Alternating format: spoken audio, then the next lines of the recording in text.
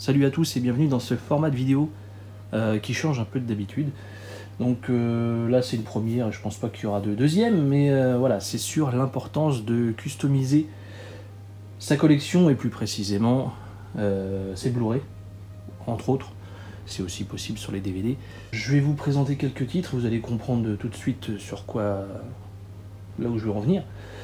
Et donc ça sera éventuellement, j'invente rien de toute façon, mais voilà, là j'ai commencé un nouveau petit délire, je pense qu'on va continuer sur certains titres, et donc évidemment il y aura sur les boîtiers couleurs, ça j'invente rien encore une fois, mais voilà, j'avais envie d'en parler et présenter vraiment des petites idées comme ça, des trucs qui semblent basiques. Mais voilà, c'est pour voilà, c'est histoire de faire une petite vidéo qui change, quoi, tout simplement. Donc, pour ceux qui collectionnent les Blu-ray, vous l'aurez vu, il y a énormément de coloris différents. Donc du jaune, du noir, du blanc, du vert, du orange, du bleu, différentes teintes de bleu, du rose, du voilà.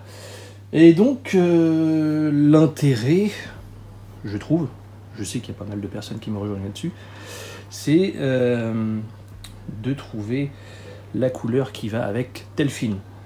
Le premier exemple, ce film d'animation des Tortues Ninja, donc voilà, Tortue Ninja vert, on lui met un petit boîtier vert.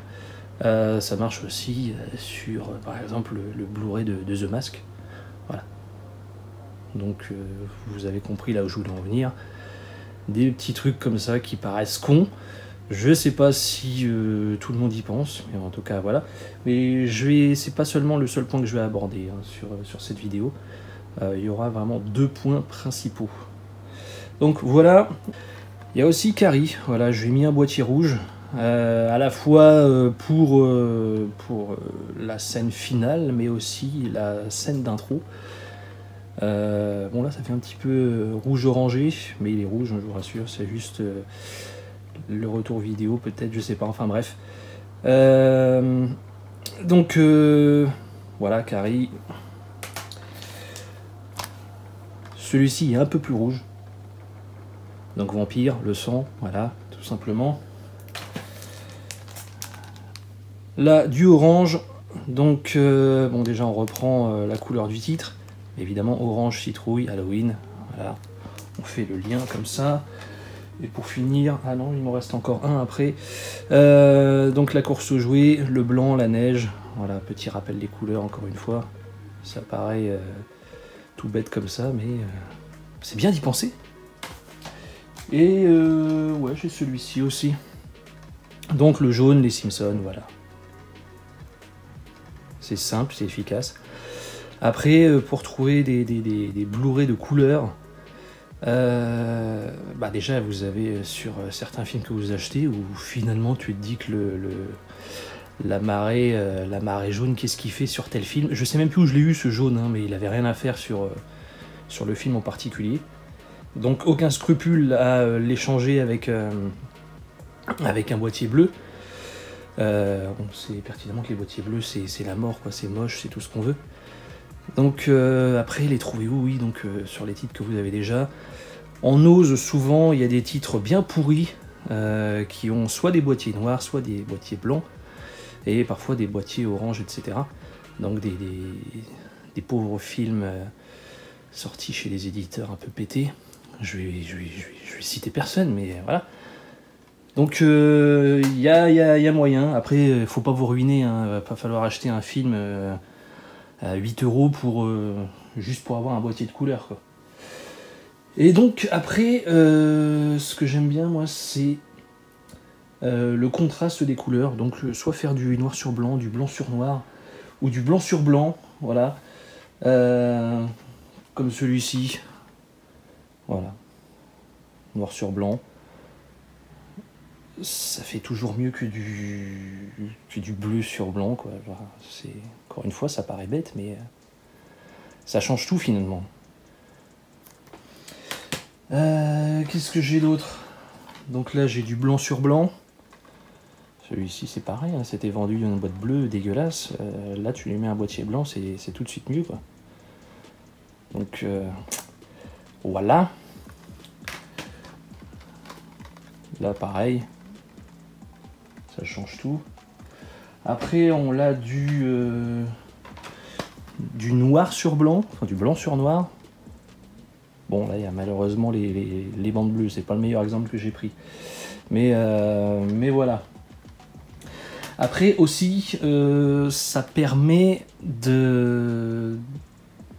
d'améliorer entre guillemets une édition qui est dégueulasse, enfin un visuel moche, comme celui-ci par exemple, on dira ce qu'on voudra, l'affiche est quand même moche, hein.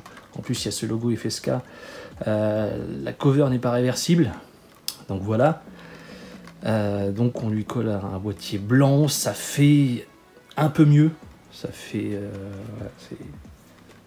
ça améliore le bousin quoi. Donc ça permet d'améliorer quelque chose. Ce que j'aime faire aussi lorsque j'ai une filmo d'un acteur, d'un réalisateur, voilà. Bon après ça paraît de plus en plus compliqué puisque souvent tu as un steelbook qui vient s'immiscer là-dedans et c'est relou. Mais donc j'aime bien, histoire de garder une homogénéité, foutre comment ça s'appelle, les boîtiers tout simplement, les boîtiers de même couleur. Donc le meilleur exemple que j'ai, bon j'ai pas tout sorti parce que c'est une galère, mais voilà c'est histoire de vous montrer. Le meilleur exemple que j'ai c'est sur les Ghibli. Donc sur les Ghibli évidemment sur ces versions là, pas les versions cartonnées toutes pourries, parce que de toute façon c'est impossible. Mais voilà. Bon désolé ça glisse, hein. Mais on reste homogène sur une même collecte. Et voilà, ça fait propre, ça fait élégant, ça fait tout ce qu'on veut. Et je trouve ça classe moi en fait. Donc voilà, encore une fois une autre idée de ce que vous pouvez faire. Après nous avons par exemple Midnight Collection, Carlotta, voilà, qui fait l'effort, qui met des amarrés bleus. Sur la première série, on va dire, quand c'est édité de nouveau, c'est bleu. Donc l'intérêt aussi de prendre les premiers pressages. Voilà, après celui-ci, enfin, les gris comme ça, c'est assez difficile de les réutiliser quelque part. Voilà, j'ai pas forcément d'idée, mais je vois pas. Et même, j'ai pas envie de dénaturer ce genre de petites éditions.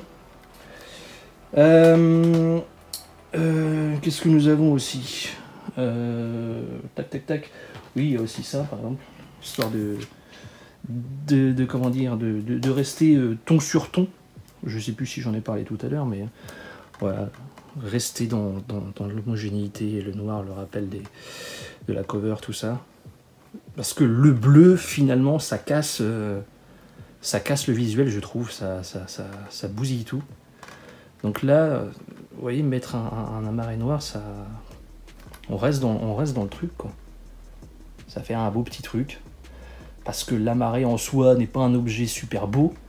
Voilà, je trouve que c'est important de faire quelque chose de plus qualitatif, en fait. Et de beaucoup plus beau dans la collection, quoi. Après, c'est le plaisir personnel. Je me suis aussi lancé dans le délire de refaire des covers qui ne sont pas pour moi déjà belles, représentatives de l'œuvre, etc. Il y a des covers qui sont cultes, qu'on avait en VHS, entre autres. On te sort un BR avec une cover dégueulasse, ou autre, comme celui-ci. Donc là, il s'agit de l'import espagnol, bootleg espagnol, comme on veut, parce que de toute façon, c'est jamais sorti officiellement. Donc avec ce fameux titre, normalement en espagnol dégueulasse. Là, voilà, on refait une cover avec le titre original. Voilà, un petit custom sympa. Ça change tout en fait, ça change tout, et vous en avez pour pas cher. C'est fait sur un imprimante laser. Vous allez dans un Kodak ou je sais pas trop quoi, vous demandez, vous venez avec votre clé USB. Moi c'est ce que j'ai fait. Vous en avez pour, j'en ai eu pour 65 centimes. Pas besoin de l'imprimer sur du papier photo, parce que de toute façon, le papier photo est trop épais. Après, vous allez galérer à le mettre dedans, ça va mal se plier quand vous allez refermer le boîtier, etc. Ça va gondoler. Voilà. Je l'ai déjà fait il y a quelques temps pour certains titres, je voulais essayer déjà. En fait, non, ça marche mal. Donc, sur imprimante laser, ça fait le taf. Avec le côté glacé du boîtier, ça fait parfaitement illusion. Enfin, je sais pas ce que vous en pensez, mais en tout cas, voilà. L'intérêt d'imprimer des covers, mais pas seulement pour ça, aussi pour, là je l'ai retiré pour vous montrer, vous voyez par exemple en France la cover de Robocop 3, c'est ça,